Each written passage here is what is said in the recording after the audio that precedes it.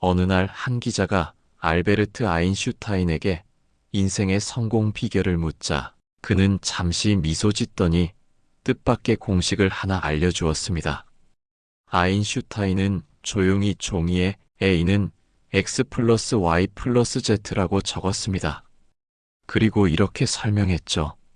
만약 A가 성공을 뜻한다면 X는 열심히 일하는 것, Y는 충분히 쉬고 즐기는 것, 그리고 Z는 입을 다무는 것이다. 천재 과학자의 입에서 나온 이 유머 어린 조언은 뜻밖에도 우리의 가슴에 깊이 파고듭니다. 열심히 일하고 잘 쉬는 것만큼이나 때로는 침묵하는 것이 삶의 성공과 지혜에 중요하다는 의미이니까요. 생각해보면 우리는 말로 소통하며 살아가지만 가장 깊은 깨달음이나 공감은 때로 말 없는 순간에 찾아옵니다. 동서고금을 막론하고 많은 현인들은 말보다 침묵이 더 빛을 발하는 순간들을 강조해 왔습니다. 말을 아끼라는 공자의 가르침에서부터 고요함 속에서 답을 찾으라는 현대 작가들의 조언까지 침묵의 지혜는 시대와 문화를 넘어 공통된 울림을 줍니다. 그렇다면 우리의 삶에서 과연 언제 침묵이 가장 필요한 걸까요? 지금부터 침묵이 답이었던 6가지 순간에 대한 이야기와 함께 그 속에 담긴 지혜를 동서양 위인들의 목소리로 들어보겠습니다. 하나, 분노 앞에서의 침묵. 젊은 시절, 저는 한 번은 친한 친구와 사소한 일로 언쟁을 벌인 적이 있습니다. 감정이 격해진 나머지 저는 속에 있는 말을 마구 쏟아냈고 그날 이후 친구와 몇 년 동안이나 소원해지고 말았습니다. 시간이 지나고 후회가 밀려왔지만 이미 내뱉은 말은 주워 담을 수 없었습니다. 이처럼 화가 치밀 때 내뱉은 말의 대가는 때로 너무나 큽니다.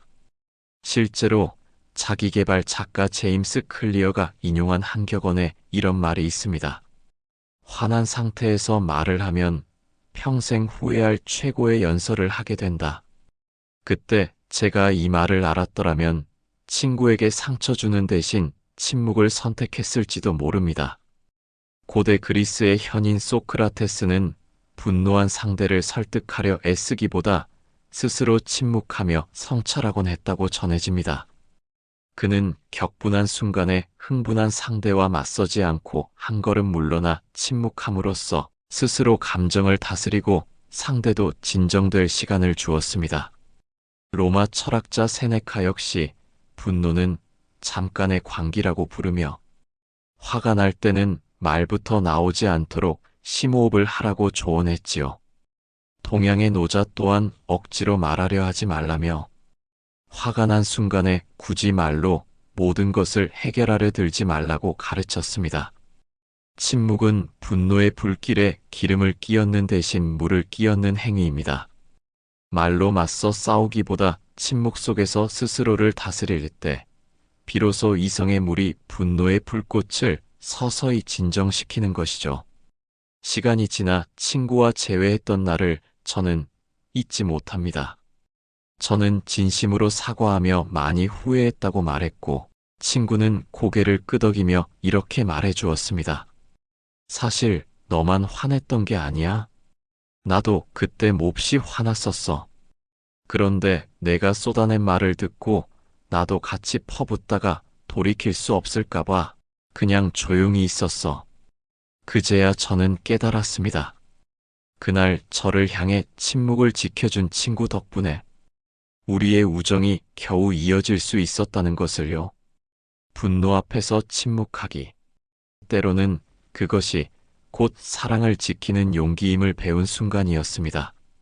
둘. 누군가를 위해 귀 기울이는 침묵. 몇 해 전의 일입니다. 가까운 지인이 큰 좌절을 겪고 힘들어하고 있었지요. 마주 앉은 그녀는 한동안 말을 잇지 못했습니다. 저는 무슨 말을 해야 위로가 될지 몰라 머뭇거렸지만 이내 조용히 그녀의 손을 잡고 말없이 곁을 지켰습니다. 한참 후 그녀는 떨리는 목소리로 속마음을 털어놓기 시작했고 저는 고개를 끄덕이며 온 마음을 다해 귀를 기울였습니다. 그날 제가 건넨 말은 내가 옆에 있어라는 한마디뿐이었지만 나중에 그녀는 제가 조용히 들어준 것이 큰 힘이 되었다고 내게 말해 주었습니다. 저는 그때 깨달았습니다. 때론 어떤 말보다 진심 어린 침묵으로 들어주는 태도가 상대에게 더 깊은 위로와 치유를 준다는 것을요. 유명한 토크쇼 진행자 오프라 윈프리는 수만 명의 사람들을 인터뷰하면서 모든 사람이 바라는 건 결국 자신의 이야기가 진심으로 들리고 있음을 확인받는 것이라고 말한 적이 있습니다.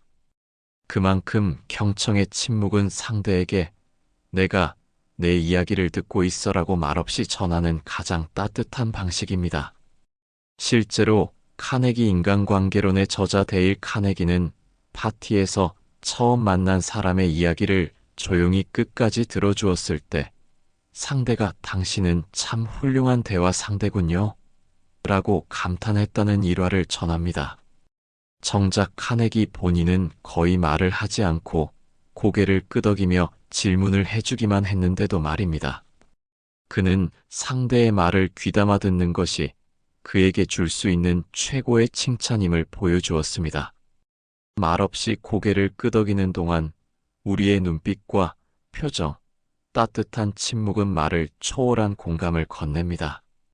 우리가 누군가의 아픔이나 기쁨에 함께하고자 할 때 섣불리 충고하거나 끼어드는 대신 조용히 귀 기울이는 침묵이 필요합니다. 그 침묵 속에서 상대는 비로소 마음의 문을 열고 자신의 이야기를 흘려보낼 수 있으니까요. 결국 진심 어린 경청이란 자기 자신은 잠시 내려두고 온전히 침묵으로 상대를 받아들이는 사랑의 표현인 것입니다. 셋 알지 못할 때의 침묵. 겸손의 지혜. 한 번은 직장에서 중요한 회의에 참석했던 기억이 떠오릅니다. 모두가 복잡한 전문 용어를 쓰며 논의하는데 솔직히 저는 몇 가지는 무슨 말인지 잘 몰랐습니다. 순간 얼굴이 화끈거리고 무언가 말해야 할 것만 같았지만 용기를 내서 제가 그 부분을 잘 이해하지 못했습니다. 설명을 좀 부탁드립니다라고 말했습니다. 괜히 아는 척 떠들지 않고 모른다는 용기 있는 침묵을 선택한 덕분에 저는 제대로 배우고 실수를 피할 수 있었지요. 사실 이 깨달음은 동서양 옛 성현들이 누누이 강조한 바이기도 합니다. 공자는 아는 것을 안다고 하고 모르는 것을 모른다고 하는 것, 그것이 참으로 아는 것이다라고 가르쳤습니다. 모를 때는 침묵하며 배우길 권한 것이지요. 노자 역시 아는 자는 말하지 않고 말하는 자는 알지 못한다며 진정한 지혜는 함부로 아는 척 말하지 않는 데 있음을 일깨웠습니다. 말하자면 많이 아는 사람일수록 오히려 쉽게 단정을 내리지 않고 신중히 침묵을 지킨다는 뜻입니다. 서양 철학의 거장 소크라테스도 나는 내가 아무것도 모른다는 사실만을 안다는 역설적인 고백을 남겼습니다. 이 말 속에는 자신의 무지를 자각하는 겸손함이 담겨 있습니다. 소크라테스는 스스로 무지함을 인정했기에 질문을 통해 배움을 구했고, 그래서 끝없이 지혜에 이를 수 있었다고 하지요. 우리가 잘 모르는 주제에 대해 함부로 떠들지 않고 경청과 질문으로 채워진 침묵을 지킬 때 오히려 더 많은 것을 배울 수 있다는 것입니다. 실제로 제가 모르는 것을 솔직히 인정했을 때 동료들은 제게 비웃는 대신 하나하나 가르쳐 주었습니다. 그 결과 저는 더 빨리 성장할 수 있었지요. 반대로 아는 체하며 잘못된 정보를 늘어놓아 이를 그르치는 경우를 우리는 종종 봅니다.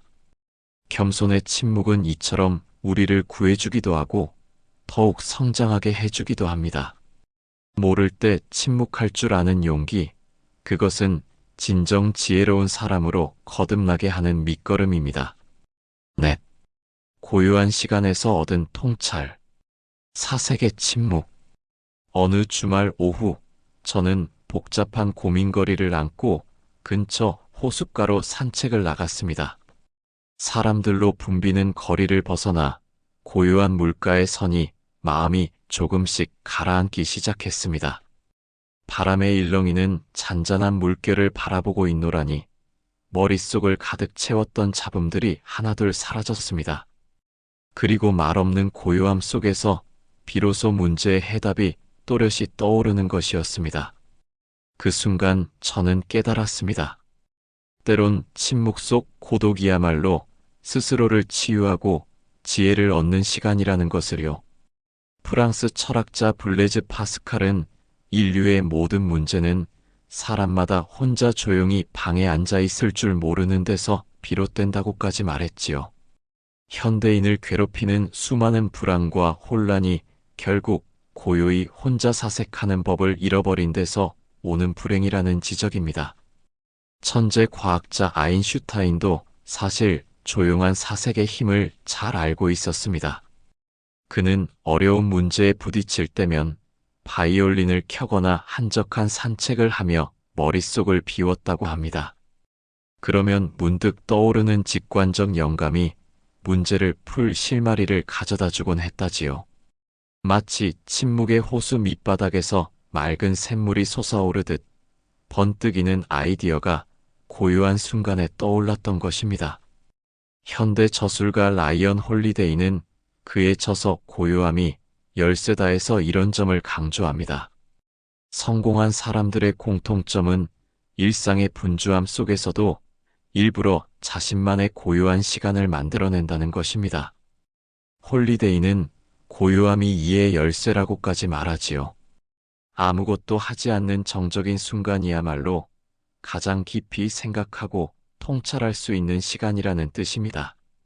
돌이켜보면 저 역시 인생의 중요한 갈림길에서 쉽사리 결정을 내리지 못해 방황할 때가 있었습니다. 그럴 때 억지로 답을 찾겠다고 발버둥 칠수록 점점 미로 속으로 빠져들곤 했지요.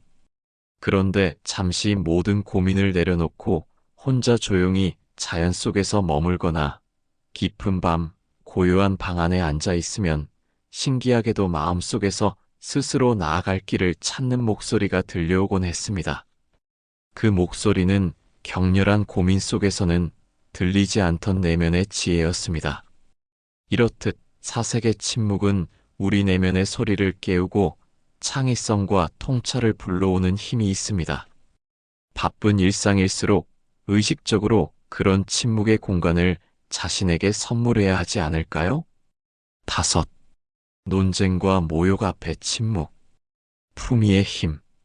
살다 보면 부당한 비난이나 시비에 직면할 때가 있습니다. 예전에 직장에서 제가 한 프로젝트가 잘못되었을 때 어떤 동료 한 명이 모든 책임을 제게 돌리며 공개 회의석상에서 날카롭게 저를 비난한 적이 있습니다. 가슴이 쿵쾅거리고 억울한 마음에 당장 변명하고 싶은 충동이 일었지요. 하지만 입술을 꼭 깨물고 잠시 참고 있었더니 다른 동료들이 나서서 그 문제는 여러 요인이 있었다며 저를 두둔해 주었습니다. 제가 만약 그 순간 감정적으로 맞받아쳤다면 더 큰 논쟁으로 번지고 제 체면만 추락했을 겁니다.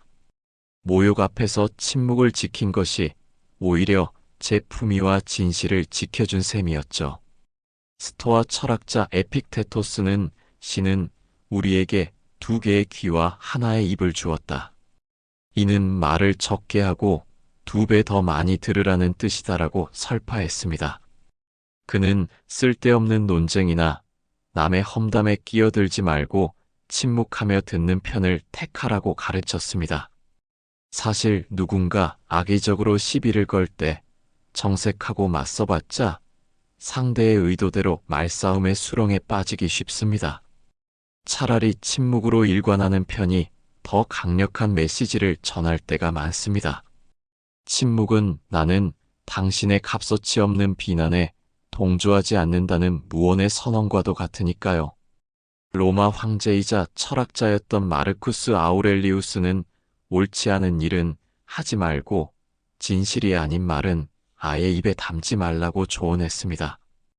때로는 침묵이야말로 내가 옳지 않은 말과 행위에 동참하지 않는 방식인 것입니다. 그는 또 다른 글에서 최고의 복수는 자신이 그들과 같아지지 않는 것이다라고 했습니다. 결국 함부로 떠들며 남을 깎아내리는 사람들과 똑같이 소리 지르며 싸우지 않고 침묵 속에서 자신의 품위를 지키는 것이야말로 가장 지혜로운 대응이라는 뜻이겠지요. 물론 침묵한다고 해서 늘 모든 오해가 즉시 풀리지는 않을 것입니다. 그러나 제가 경험한 바에 따르면 적어도 감정적인 말대꾸를 참아냈을 때 시간과 진실이 제 편이 되어준 경우가 많았습니다. 그리고 무엇보다 침묵을 지킴으로써 스스로 떳떳함을 잃지 않을 수 있었습니다. 내 속마음까지 누구에게 보일 필요는 없습니다. 내 양심이 깨끗하다면 굳이 큰 소리로 해명하지 않아도 언젠가는 드러나기 마련이지요. 말을 이겨서 이기는 것이 아니라 침묵으로 이겨서 이기는 것, 그것이 진정한 품위의 승리가 아닐까요? 여섯, 말로 다 할 수 없을 때의 침묵, 마음의 언어. 얼마 전 가족 모임에서 할머니 팔순 잔치를 했습니다. 할머니께서 돌아가신 할아버지 이야기를 하시며 눈시울을 붉히는 모습을 보았지요. 순간 모두가 가슴이 먹먹해져서 무슨 말을 해야 할지 몰랐습니다.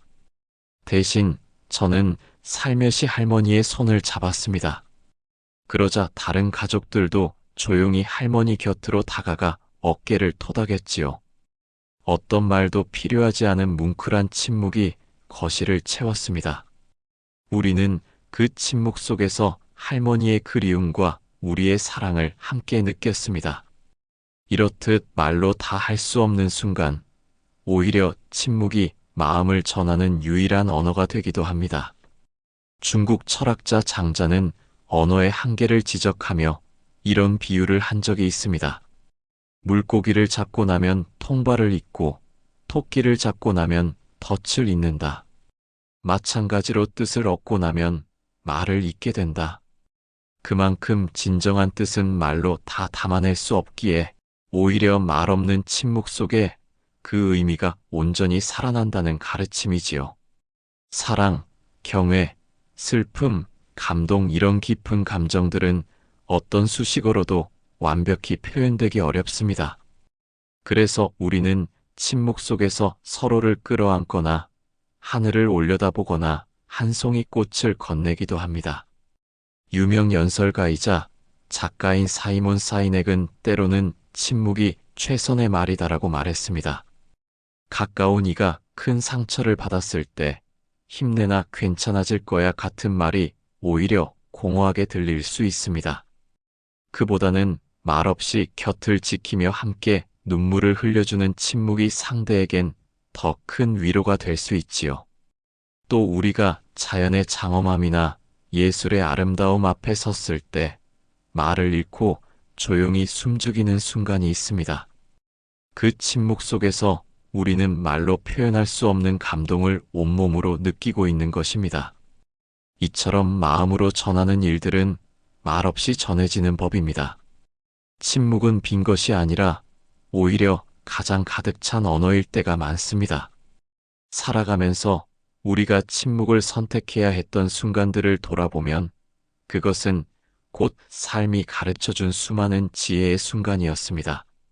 아인슈타인의 말처럼 성공과 지혜의 공식에는 입을 다무는 Z가 빠질 수 없었습니다. 친구와의 갈등에서 사랑하는 이를 위로하는 자리에서 무언가를 배울 때나 스스로를 돌아볼 때, 그리고 세상과 맞설 때와 말로 다 할 수 없는 감정을 느낄 때, 이렇듯 삶의 여러 갈림길에서 침묵은 늘 우리를 바른 길로 이끌어주는 조용한 안내자였지요. 침묵은 때로 오해를 살까 두려워 쉽게 선택하기 힘든 용기이기도 합니다. 하지만 동양의 성형 공자와 노자에서부터 서양의 철인 소크라테스, 에픽테토스, 아우렐리우스, 사색가 파스칼과 현대의 오프라 윈프리, 데일 카네기, 라이언 홀리데이, 제임스 클리어에 이르기까지 수많은 위인들이 한 목소리로 침묵의 가치를 역설한 데는 그만한 이유가 있을 것입니다. 그들은 우리에게 말합니다. 필요한 때에 용기 있게 침묵하라. 그 침묵 속에서 비로소 지혜, 공감, 창조, 품위, 그리고 진심이 꽃피게 될 것이라고요. 마지막으로 제 인생의 한 선배가 해준 조언을 떠올리며 글을 맺고자 합니다. 제가 한창 말로 세상을 바꾸겠다며 열정에 차 있을 때 그 선배는 조용히 미소 지으며 제게 이런 부탁을 했습니다. 때로는 그냥 들어봐. 아무 말 없이. 세상이 내게 속삭이는 소리를. 이제야 그 뜻을 조금은 알 것 같습니다. 우리가 입을 닫고 마음의 귀를 열 때 비로소 세상과 타인의 속삭임, 그리고 내면의 깊은 진리를 들을 수 있으니까요. 침묵은 비로소 우리의 영혼이 말하는 시간입니다. 그 고요한 지혜의 순간들을 소중히 여기며 우리 삶의 이야기를 더욱 풍요롭게 써내려가길 바랍니다.